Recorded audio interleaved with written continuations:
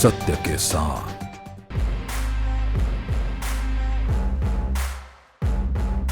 ऐसे एक व्यक्ति को वापस क्यों चुना गया? अचानक से इन्होंने कांग्रेस ज्वाइन करी और वो लोग चुनाव लड़ लिए। लीडरशिप है हमारी, वो कोई ना कोई ऐसा डिसीजन लेगी।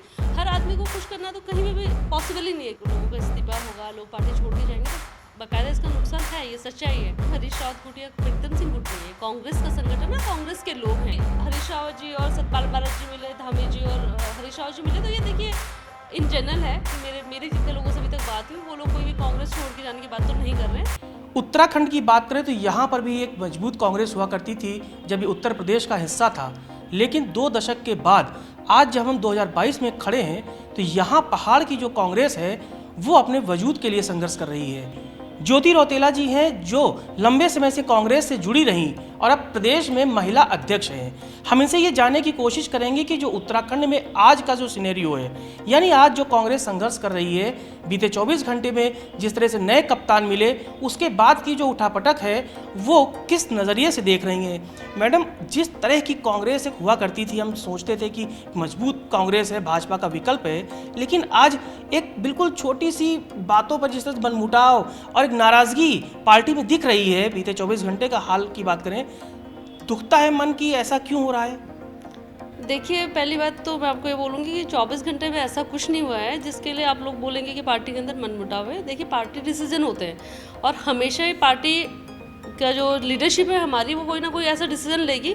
हर आदमी को खुश करना तो कहीं भी पॉसिबल ही नहीं है, किसी भी जगह नहीं है। परिवार में आप अगर 4 लोग हैं तो 4 लोगों की पसंद अलग अलग होगी, तो ऐसा नहीं है कि हम 4 लोगों की पसंद का खाना बना सके। तो ये तो पार्टी है और कांग्रेस पार्टी में हर आदमी पार्टी के साथ कल भी खड़ा था, आज भी खड़ा है। और जो आप बोलो कि मनमुटाव है, देखिए एक परिवार में अगर कोई बात होती है तो उस परिवार के बीच में उस चीज़ का सॉल्यूशन होगा और इसका समाधान जरूर निकलेगा।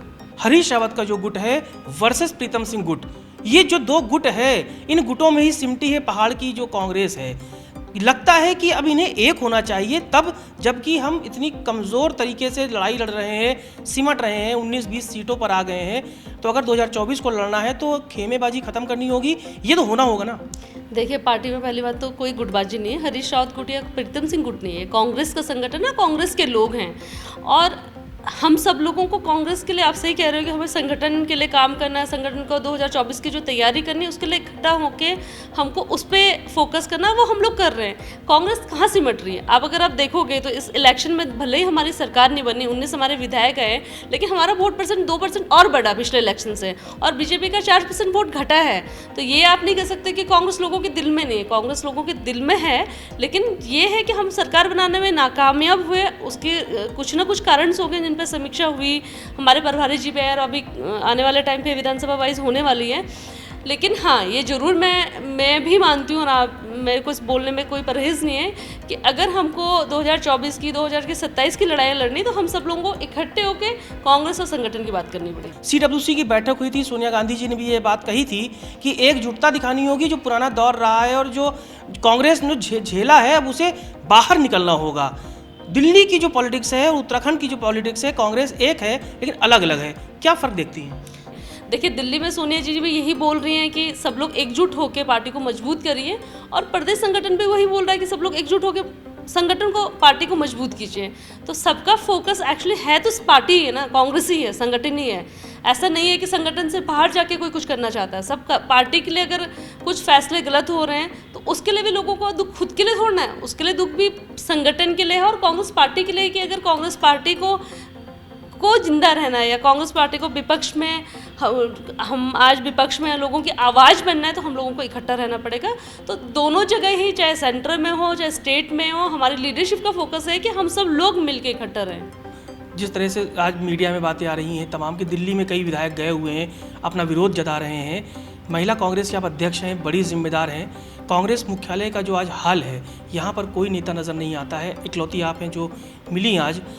कांग्रेस को किस तरह से आगे बढ़ना होगा, यानी कि एक साथ मिलकर चलना होगा, तभी 2027 हो 2024 हो लड़ पाएंगी। आपका अनुभव क्या कहता है? अपने से नीचे जो नेता हैं उनको क्या टिप्स देंगी, क्योंकि अब ज़रूरी है एक साथ आगे बढ़ना? जो नेता, मुझे नहीं पता कि कौन दिल्ली गया हुआ, ये आप लोग मीडिया वाले चला रहे हैं, लेकिन मेरी जितने लोगों से अभी तक बात हुई वो लोग कोई भी कांग्रेस छोड़ के जाने की बात तो नहीं कर रहे हैं, क्योंकि मैं भी कुछ लोगों के से बात कर रही हूँ, नाराजगी की बात कर रहे हैं। साथी हैं, नहीं नाराजगी की बात भी नहीं कर रहे हैं। देखिए थोड़ा बहुत हर आदमी के अंदर कुछ होगा, लेकिन वो पार्टी और पार्टी संगठन के लोगों के बीच की बात है ना, वो आपस में कर लेंगे, वो आपस में तय कर लेंगे कि क्या करना है।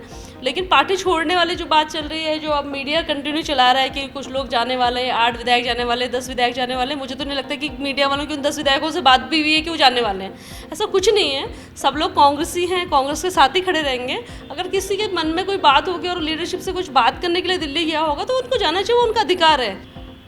पार्टी और संगठन की बात करनी है तो मेरे लिए मेरा संगठन फिर कांग्रेस है, कोई व्यक्ति नहीं है। मेरे लिए मेरा नेता कांग्रेस पार्टी है, कांग्रेस का जो लीडरशिप जो तय करेगी मैं उसके साथ चलूँगी और सबको चलना चाहिए। अगर सच में किसी को भी अगर पार्टी का हित करना है तो उसको सबसे पहले सर्वोपरि संगठन को रखना पड़ेगा। संगठन अगर हमारा सही रहेगा तो मुझे लगता ही नहीं कि हम लोग कहीं भी कमज़ोर पड़ेंगे। आखिरी में मेरा सवाल लैंसडाउन को लेकर जरूर करूंगा। लैंसडाउन हारने का दुख है, वहाँ की जनता को जो एक उम्मीद थी आपसे, आप नहीं लड़ पाई हालांकि, लेकिन सीट हाथ से चली गई कांग्रेस के। तकलीफ होती है कि क्योंकि आपकी कर्मभूमि रही है। देखिए लैंसडाउन मतलब ऑब्वियस लैंसडाउन का हारने का दुख होगा मैं, उसका बहुत बड़ा कारण ये है कि जो जनता की उम्मीद थी, जिन उम्मीदों के साथ हम उनको पिछले 5 साल से 10 साल से तैयार करे थे, मैं वहाँ से तैयारी कर रही थी, अचानक से इन्होंने कांग्रेस ज्वाइन करी और वो लोग चुनाव लड़ लिए। मुझे मेरे नहीं लड़ने का भी दुख है और मुझे वहाँ पे अगर हम चुनाव हारे उस चीज़ का भी दुख है, दोनों चीज़ों का दुख है। हमसे बात करने के लिए शुक्रिया। देखिए ज्योति रौतेला जी महिला प्रदेश अध्यक्ष हैं, इन्होंने साफ तौर पर कहा कि जिस तरह से मीडिया में खबरें आ रही हैं कई विधायक दिल्ली में हैं, वो पार्टी छोड़ सकते हैं, ये सिर्फ अफवाह है। साथ ही साथ उन्होंने ये भी कहा कि 2024 और 27 में अगर पार्टी को पहाड़ में दम दिखाना है तो इस तरह से चलना होगा कि वहाँ सब एक दिखें, एक झंडे के नीचे, और उनकी जो नेतृत्व है वो कांग्रेस हो, ना कोई व्यक्ति विशेष हो। हम भी देखेंगे कि आने वाले दिनों में ज्योति रौतेला जी का ये दावा कितना सच होता है, क्योंकि तमाम पार्टी के बड़े नेता, चाहे वो किशोर उपाध्याय हो, सरिता आर्य हो या और कोई हो, वो पार्टी को छोड़ के जा चुके हैं। कैमरामैन इमरान के संग Ashish Tiwari, TV news virus, Dehradun. सत्य के साथ